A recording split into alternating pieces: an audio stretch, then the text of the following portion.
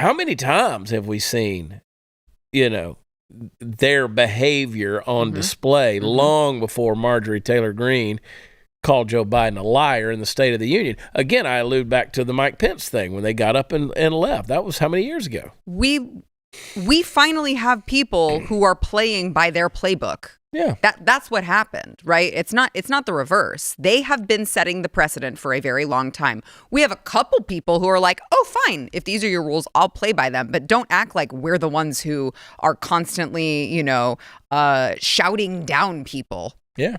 What was it that Eric Holder said? When they go low, we kick them. Mm-hmm. I mean, again, Mike Obama said that when they go low, we go high. And then Eric Holder says, when they go low, we kick them. And so Maxine Impeach Waters said that you got to harass them wherever they are in public, in the restaurants and everything else.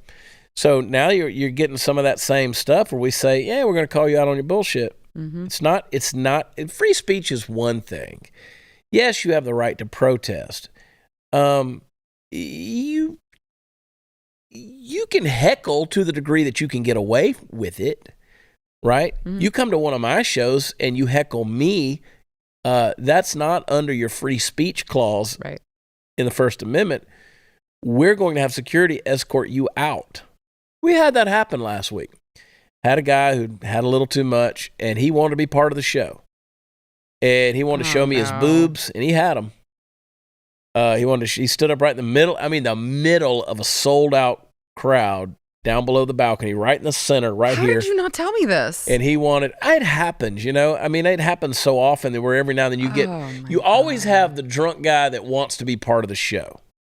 He thinks that his conversation is relevant to what's happening on the stage, and you're his buddy, because they feel like they know you. And I'm glad for that. And I can handle a time or two with the exchange, but when suddenly it becomes about you and there's people who have purchased a ticket to be in there, they didn't pay a ticket to come see you, bozo. And so this guy, he stands up, because I'm doing the joke about Nancy Pelosi's boobs. Well, he stands up and just does his whole thing, and I'm like, because I do that thing about I want to see all the nipples, he does the thing. I'm like, I don't want to see your nipples, buddy. And so we had a little thing. Well, then he gets out, he's like, keeps standing up to say things. I'm like, all right, sit down, shut the F up. Oh my God. Because after a while, it's like, shut up. Yeah. And then he comes down front and wants to take a selfie with me while I'm on stage, turns around to the deal. So anyway, I'm like, They took him out. They took him out. You exercised your free speech, and it wasn't free. There were consequences. It cost you a ticket. No refunds. You're out. And that's true whenever you're at a college. I mean, you're at a college campus, and you're in a deal like this. You're paying to be there. Mm-hmm. You're paying a lot to be there. And I know you think the government's going to bail you out and pay your tuition. That ain't going to happen either. You're paying to be there. So when there's consequences for what you've done, it wasn't a free speech. Right. You paid to be there. You pay to have those heated exchanges. It is very troubling to me to have so many people in this country who seem to be well educated. They go to these Ivy League schools. They're paying all of this money to be educated, and by the end of it, they still don't quite grasp what freedom of speech really means. Well, watch Michael Knowles or Charlie Kirk on a college campus. Right. And they go out there, and the biggest thing that those guys do when they go to these I'm still burping. When they go to these campuses is they expose the lack of common sense. Mm-hmm. There's a lot of intellect there. Mm-hmm. You can pass the book learning. You know what I'm saying? But they don't even have that.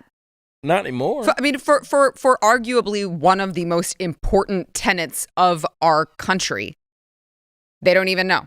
Yeah. They're going to spend hundreds of thousands of dollars, essentially, in some of these really elite schools to graduate and still not understand that freedom of speech doesn't mean you can say whatever you want, wherever you want, with no consequences.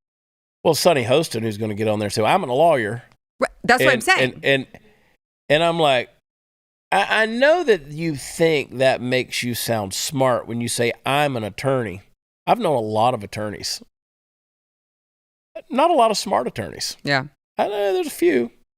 There's some good ones out there. But there's a reason why most people don't trust attorneys. I get on to my attorney all the time. I'm like, quit with that bullshit. I say, my attorney actually told me on the phone 2 weeks ago, he said, you're the only client I've ever had that I believe is smarter than me. Wow. And I said, well, then I want a refund. Tell him now. I'm sorry for cussing like that. I'm going to charge you billable hours then. Yeah. Quit calling me for advice, bruh. Got a great attorney. But I was talking to him 2 weeks ago. He goes, honestly, I've told people, he said, Chad, you're not going to pull anything over on Chad when it comes to business. If you're trying to manipulate him, you're not going to be able to, because I'm telling you, that dude is shrewd. And I hope he's right. I try to be. You know me well enough to know how many times I've been taken advantage of out of the graciousness of my own heart. But at least I knew I was being taken advantage of, and I gave people enough rope till eventually they hung themselves. Yeah. And they always hang themselves. They do. They always hang themselves. Sometimes it takes too long. Sometimes it costs me too much. I get a little impatient. Yeah. But. So to sit there and say, I'm an attorney, yeah. An attorney who still can't quite grasp the First Amendment. First Amendment. Okay. Don't have a clue what that means.